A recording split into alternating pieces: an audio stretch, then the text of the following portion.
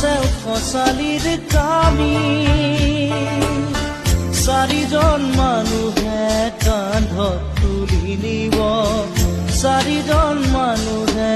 কান্ধত তুলি নিব নৈৰ ঘাটলে বুলি